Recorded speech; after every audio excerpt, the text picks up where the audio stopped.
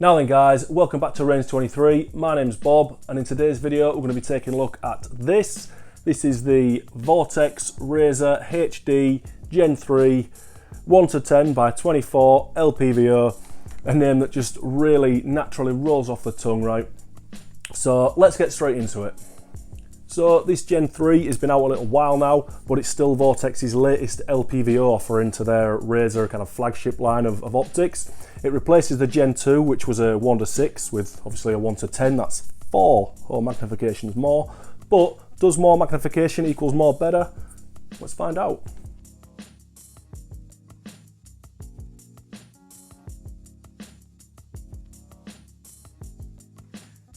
So amazingly, Vortex has managed to make the Gen 3 the same size and weight as the Gen 2, whilst also cramming in them at 4 extra magnification. But reading the spec sheet doesn't always tell us the full story, so let's take a look at this thing in a little closer detail. So firstly, the optic feels very well built. Everything's nice and solid on it. There's nothing loose, everything's nice and tight. The finish is the standard kind of razor line tared brown anodizing, but it is a very nice flat even finish, and it does seem to be fairly hard wearing as well. Design wise, the Razor fits the profile of the rest of the optics in the lineup really. It's got fairly clean muted lines, which I appreciate. We are now sporting a 34mm main tube, which obviously gives you a little bit more windage and elevation adjustment, but the objective lens is still only 24mm, same as the previous generation. The Razor comes with fairly low cap turrets for the windage and elevation, and even the illumination isn't too protrusive. Protrusive, is that a word? But it makes for a really clean view when you're looking through it. There's nothing protruding out the outside there, which again is a benefit if you're running like an offset red dot, something like that. Nothing to get in the way, nothing to snag as well, which is nice. Complemented all the more by this Scale X Leap mount as well, really lightweight, low profile mount. Just makes for a really clean setup. No distractions or anything there. All you can see is the bezel of the optic there. We've got nice nailing on all the surfaces as well. It's kind of rough enough that you can manipulate it with wet hands or even through gloves or something like that, but it's not hard and sharp enough that it's actually going to cut your fingers or anything like that, if your delicate little digits. Underneath our cap turrets, we've got our windage and elevation adjustment. The adjustments are really positive and tactile. We've got nice audible feedback as well. We've got some, again, decent nailing on there as well. I know some people like to leave these turrets off to adjust them in the field to dial instead of holding over. Adjustments on the optic are 0.25 MOA or 0.1 of a mil, depending on which optic you go for.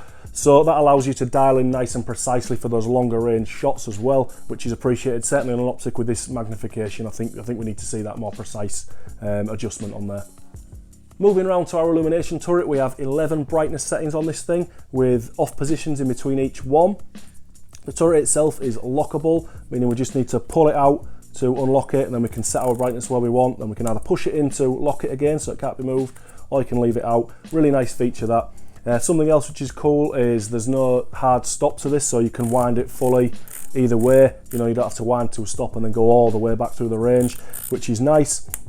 In terms of the brightness as well and the settings, I say there's 11 brightness settings, and the increments between them are done really spaced out really consistently, which is nice. You don't seem to have like a big jump between one and the next, which is really good. And in terms of brightness on its kind of brightest settings, this thing is more than daylight bright. I'd say it's probably the brightest dot on an LPVO I've used. Doesn't wash out even on bright sunny days. So when it comes to illumination, this is how you do it, guys. This is I can't ask for more than that really. Moving back to our magnification ring, the magnification on this is really easy to adjust. You can throw it with a single finger or thumb all the way around the range. It's nice and smooth, which compared to the Gen 2, although it was smooth, it was very stiff as well to move around. You had to really crank it. That's been remedied on the Gen 3. Big improvement in my view. Only thing to note with that is that it's a little bit easier to maybe knock off the magnification when it's set to. Not a massive deal at all, but I have noticed that sometimes out in the field, certainly if the gun's been slung or something like that, if you're going hunting or something like that with it in the field, you know, it might rub against your gear and just knock it off the magnification you had. Like I say, you're maybe expecting to come up at a 1x and it might be like a 1.3, 1.2 or something like that. Not a big deal at all, and I think I'd rather have that than a super stiff ring to throw. because at least with this you can, you know, when you do need to suddenly transition, it's nice and easy to go straight to that 10x, straight back to that 1x. You can do it with a single finger or thumb from either hand. So yeah, definitely an improvement there. We do also have the inclusion of a switch view, a throw lever with the optic now. This one's just had the handle snapped off of it, not by me, I might add. And to be honest, that should realistically be standard on LPVOs now. So it's a nice inclusion there. And finally, moving back, we've got our eyepiece focus ring there. It is fairly stiff to adjust. There's no chance of that being knocked or anything on gear. Once it's set, it's not going anywhere. I should also mention that this optic comes with Vortex's VIP warranty, which is industry leading at this point. It's like no quibble, either replacement or repair, no matter what happens to the optic. Great warranty. It's transferable as well, whether you're the first owner or you've bought it second or third hand or something like that. You've got total peace of mind with it, which is great for such a high-priced optic, especially if you're as clumsy as I am. Okay guys, now we've actually gone over the kind of details and the specs of the scope, let's look at what it's actually like to use from a shooter's point of view.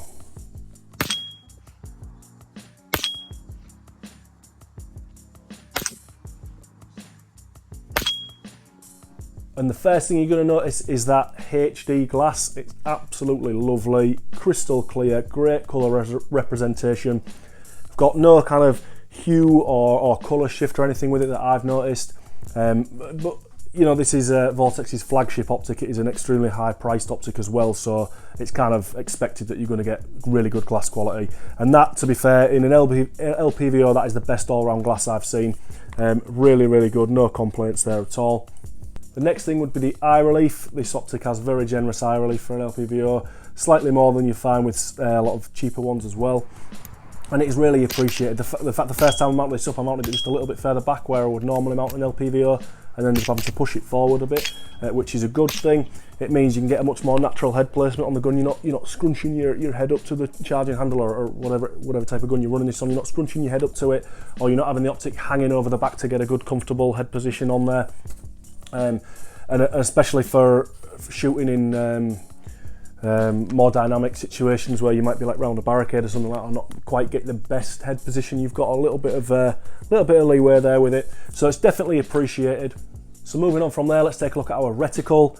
This is using Vortex's EBR9 reticle. It is available in MOA and MRAD versions. They're both very similar though. We'll go over them in a bit more detail in a minute. They do both come with a little ranging tool above the reticle, which is something you might find yourself needing potentially if you're doing hunting or something like that. And they're both first focal plane as well, which is the right choice, I think, when we're going to like a 1:10 scope. It starts to make a lot of sense. As for the actual reticle design, I think Vortex did a really good job with this, to be honest.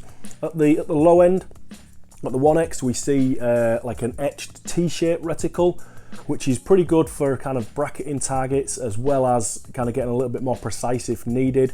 When we put the Illumination on at that low end as well, we end up with a single central red dot, which again is really, really useful.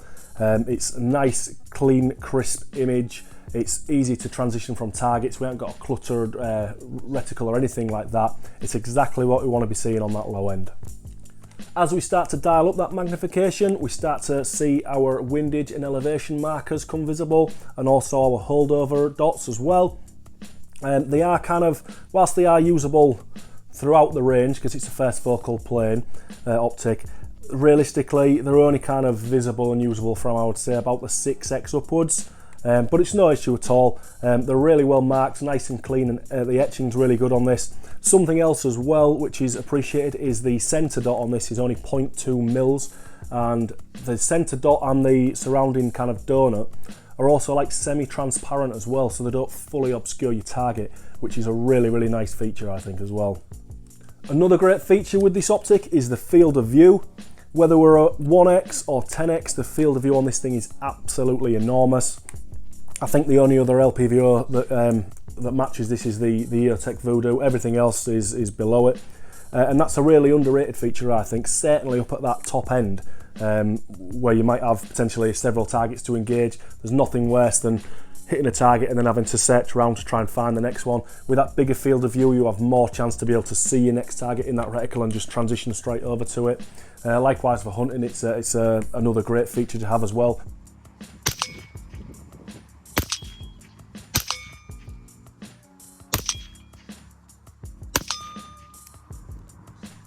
So the Razor Gen 3's got a lot going for it. We've got brilliant build quality, we've got a really well thought out reticle, great clear glass, we've got superb illumination, we've got massive field of view, all great things, but there's got to be some negatives with it, right?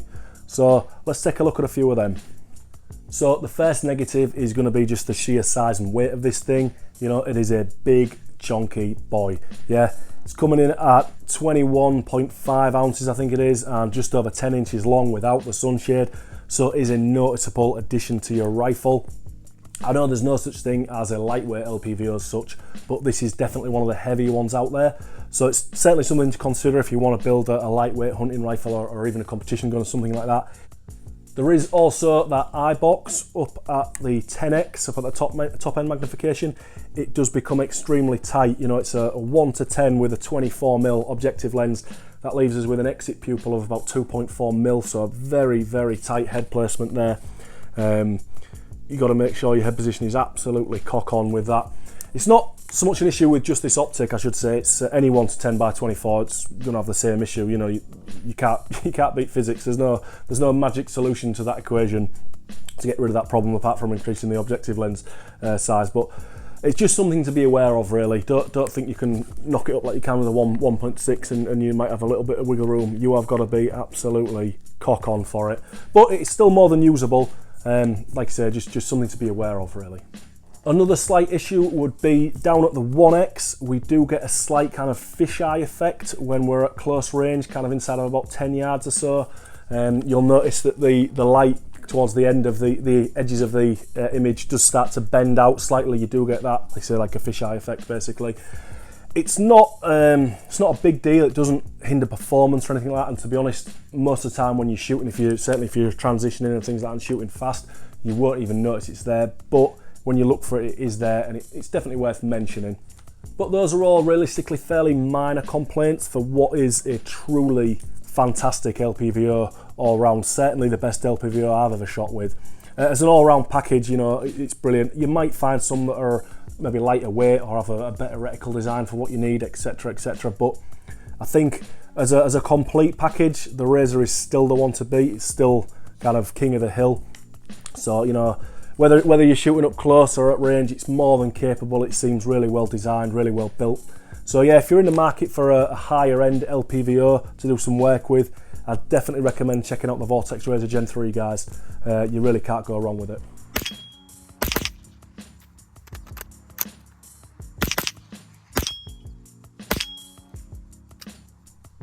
So there you go, guys, that just about wraps this one up. I hope you found it helpful. If you have, go ahead and hit that like button. Make sure you subscribe to the channel and the other Range 23 socials for more shooting related content. Any questions you've got, just get down in the comments section. I always do my best to get back to you guys. And yeah, that just about wraps it up. So thanks for watching. Live your best lives, be your best selves, all that good stuff. And I'll see you in the next video, guys. Cheers.